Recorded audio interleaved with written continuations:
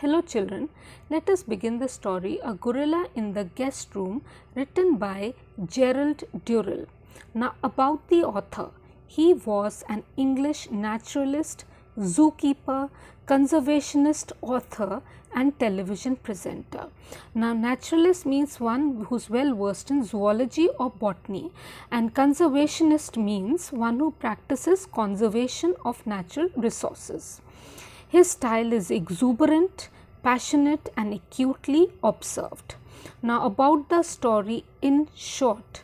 The story reveals the author's love for the wildlife, his concern for preserving the rare and threatened species, and his understanding of the needs and urges of the animals. He gets a baby gorilla from an animal dealer and keeps him in his own guest room till he is sent to the zoo. So this is in short what the story is about. From this we come to know the author's love for the animals and his conservationist attitude to conserve the threatened species. So gorilla is a threatened species, so he gets a baby gorilla and he takes care of it till the time it is sent to the zoo. So now let us begin with the text with explanation. Dear Mr. Durrell, could you please have a rhesus monkey? He is growing so big and jumping on us from trees and doing damage and causing so much trouble. Already my mother has been in bed with the doctor 3 times. So the story begins with a letter which is written to Mr. Durrell, and then it is written that please could you have a rhesus monkey. The monkey has become very big and he is jumping from the trees and causing a lot of trouble to us. Already it has hurt my mother and she has been to the doctor 3 times. So please could you have a rhesus monkey?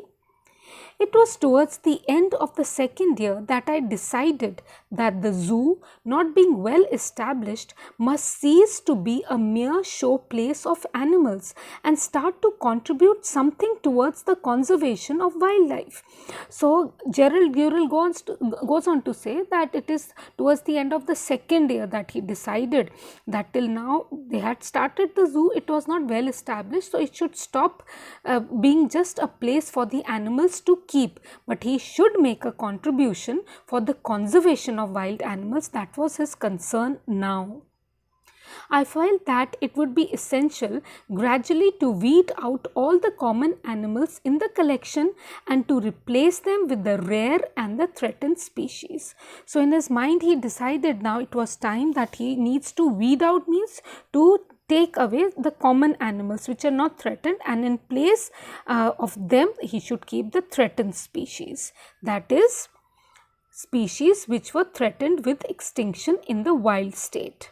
The list of this was long and melancholy. In fact, without reptiles, it filled 3 fat volumes. So he goes on to say that I wanted to keep those animals which were at the verge of extinction. So this list was very long and very melancholic, means very sad. In fact, if he did not include the reptiles, it filled 3 fat volumes. So he says, I was wondering which of this massive list of endangered species we could start with when the decision was taken out of my hands. An animal dealer telephoned and asked me if I wanted a baby gorilla.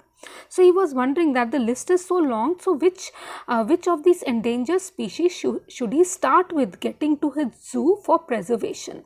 So the decision was taken away from his hands. Why? Because an animal dealer called him and told him that he has a baby gorilla, so if he was interested to take it. Gorilla have been exceptionally numerous as a species, and with the state that Africa was in, politically speaking, at that moment, it seemed to me that they might well become extinct within the next 20 years. So he says that gorillas have not been in a huge number, and the political situation of Africa was such at that moment that he felt that within the next 20 years the gorillas would be extinct. Newly emergent governments are generally far too busy proving themselves to the world for the first few years to worry much about the fate of the wildlife of their country. And history has proved time and time again how rapidly a species can be exterminated, even a numerous one.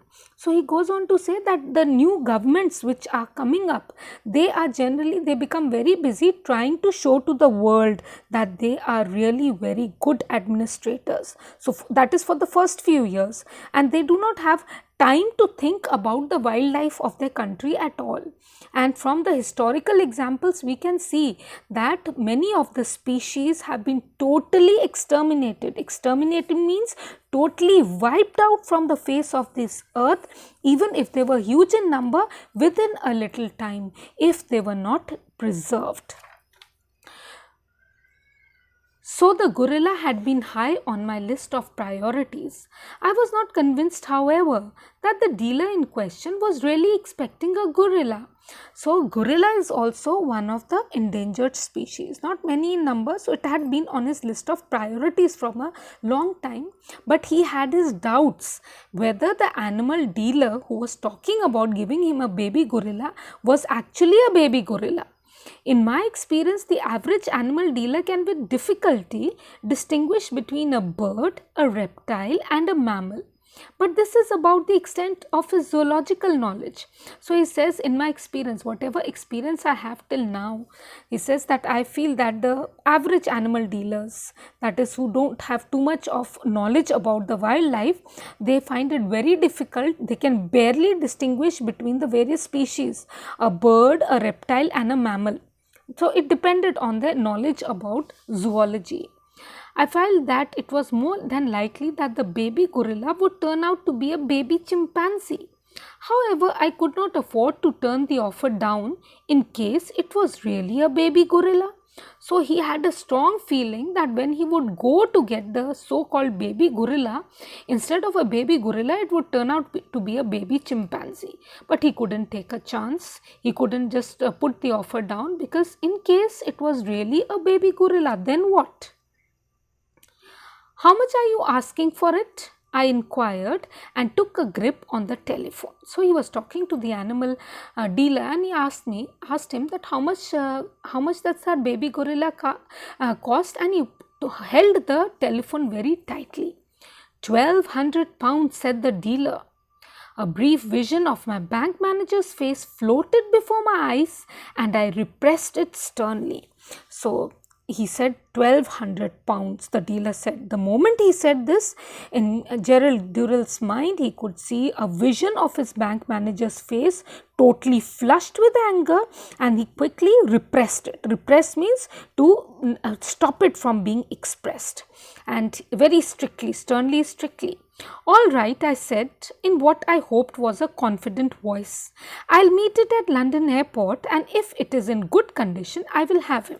So he tried to say it in a very confident voice. All right, he says, well, if the baby gorilla is in a good condition, I will have it. So I will meet it at the London airport. I put down the telephone to find Jackie regarding me with a basilisk eye.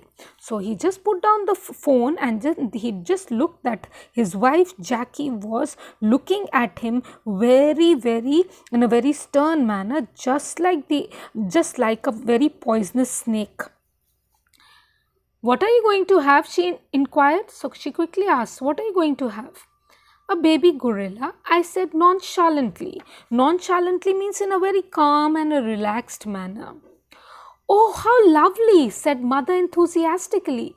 They are such dear little things.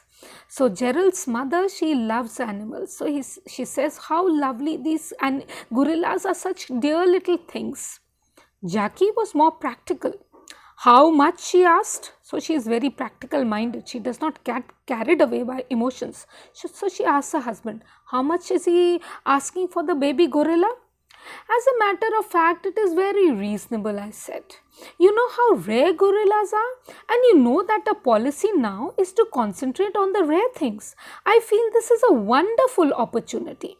So he's trying to build up the background. He says, well, you know, he's asked for a very reasonable amount, and you know that gorillas are so rare, and you know we need to save them. We are going to work on the endangered species. So this is a wonderful opportunity that is coming to me. How much? Jackie interrupted brutally. So very brutally means very cruelly. She is asking her husband, how much did he ask for it? 1,200 pounds, I replied, and waited for the storm.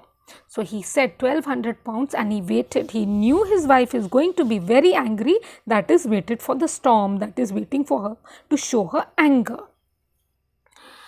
1200 pounds?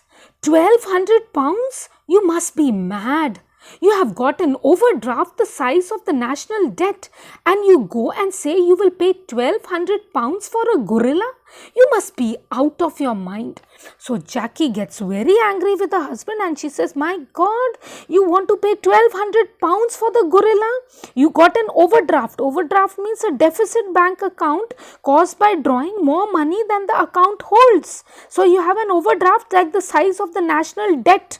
Something debt means something that you owe to somebody else, and you say that you are going to pay 1200 pounds for a gorilla? You must be out of your mind means you must be mad.